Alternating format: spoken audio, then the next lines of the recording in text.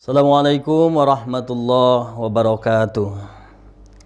Alhamdulillahi rabbil alamin. Salatu wassalamu ala hadza nabil karim. Nasiril haqq bil haqqi wal hadi ila siratikal mustaqim. Wa ala alihi tayyibin at-tahirin wa ashabil muntajabin wal mayamin.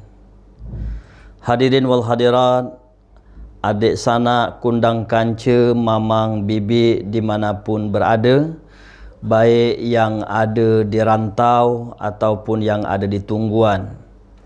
Alhamdulillah, syukur kita akan memperingati Hari Kemerdekaan Republik Indonesia yang ke-75. Kemerdekaan seringkali kita maknai dengan makna yang keliru. Maka itu kita ingin menjelaskan makna antara tasyakur dengan takabur. Syukur adalah menggunakan apa saja yang Allah unjukkan kepada kita untuk kita gunakan mendekatkan diri kepada Allah Subhanahu wa taala. Ketika kita bersyukur tentang kemerdekaan, maka kemerdekaan ini mestinya membuat kita semakin dekat kepada Allah Subhanahu wa taala, melanjutkan perjuangan para pahlawan agar senantiasa ke depan anak cucu kita akan mewariskan kebaikan yang sudah kita lakukan. Maka itu apabila kemerdekaan ini kita isi dengan kegiatan-kegiatan positif, maka itulah yang disebut dengan syukur.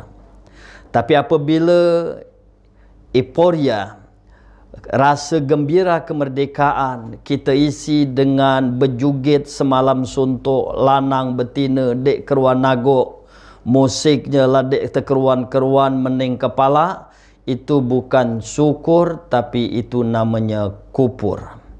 Apalagi kalau yang joget di pucuk panggung, kita kena pakaiannya kurang, wak mamang nining nonton dari bawah, cengki saja nonton sambil cungak, sementara yang joget di pucuk panggung.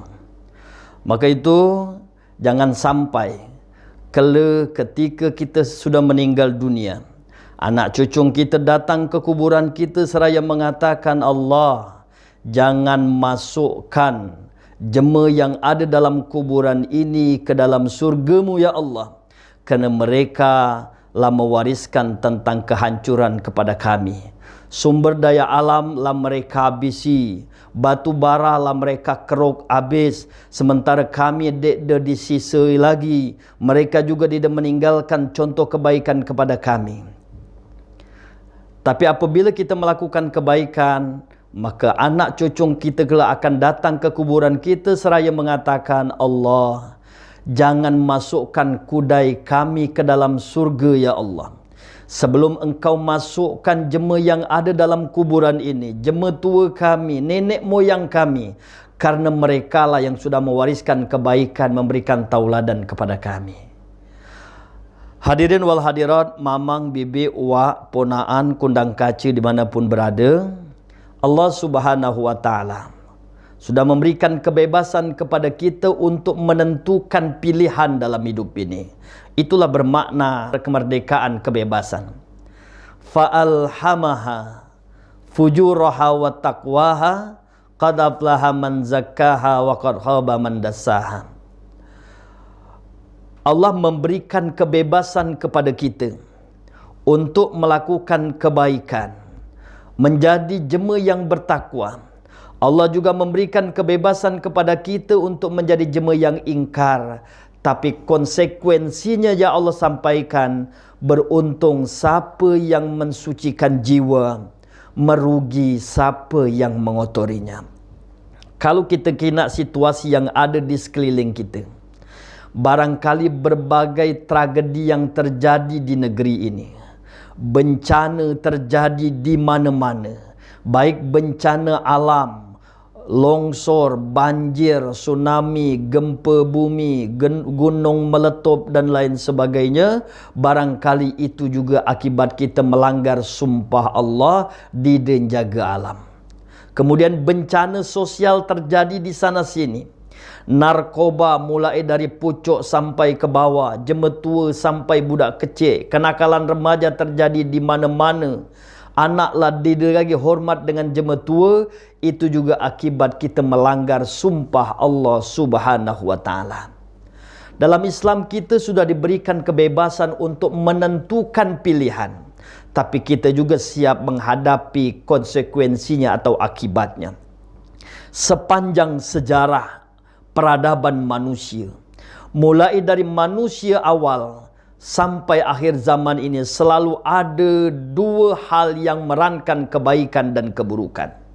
Anak Nabi Adam, Habil dan Qabil. Habil dan Qabil.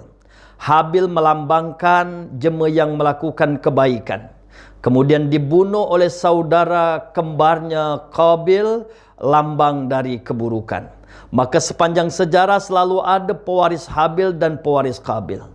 Nabi Ibrahim alaihissalam, dia berhadapan dengan Namrud. Sepanjang sejarah selalu ada pewaris Ibrahim dan pewaris Namrud. Nabi Musa berhadapan dengan Fir'aun. Sepanjang sejarah selalu ada pewaris Musa atau pewaris Fir'aun. Nabi Muhammad SAW berhadapan dengan Abu Jahal. Kita bebas untuk menentukan pilihan, nak jadi pewaris Habil atau menjadi pewaris Qabil, nak jadi pewaris Ibrahim atau melanjutkan apa yang dilakukan oleh Namrud, nak jadi pewaris Musa alaihissalam atau menjadi pengikut Fir'aun, nak menjadi pelanjut risalah dakwah Nabi Muhammad atau ingin melanjutkan apa yang dilakukan oleh Abu Jahal dan Abu Lahab. Kita bebas untuk menentukan pilihan, cuman siap-siap juga untuk menanggung akibatnya. Semoga dalam mengisi kemerdekaan yanglah 75 tahun ini, kita semakin dewasa, semakin mengisi kemerdekaan ini dengan kebaikan, agar kelak anak cucu kita juga pacak melanjutkan kebaikan yang kita lakukan. Keluarga besar Pondok Pesantren Tahfiz dan Dakwah La Roiba, khusus untuk anak yatim dan duafa yang berada di Kabupaten Muara Enim, mengucapkan dirgahayu selamat ulang tahun kemerdekaan Republik Indonesia yang ke-75. Semoga Allah Subhanahu wa taala memberikan keberkahan kepada kita gala-gala. Billahi taufiq wal hidayah. Wassalamualaikum warahmatullahi wabarakatuh.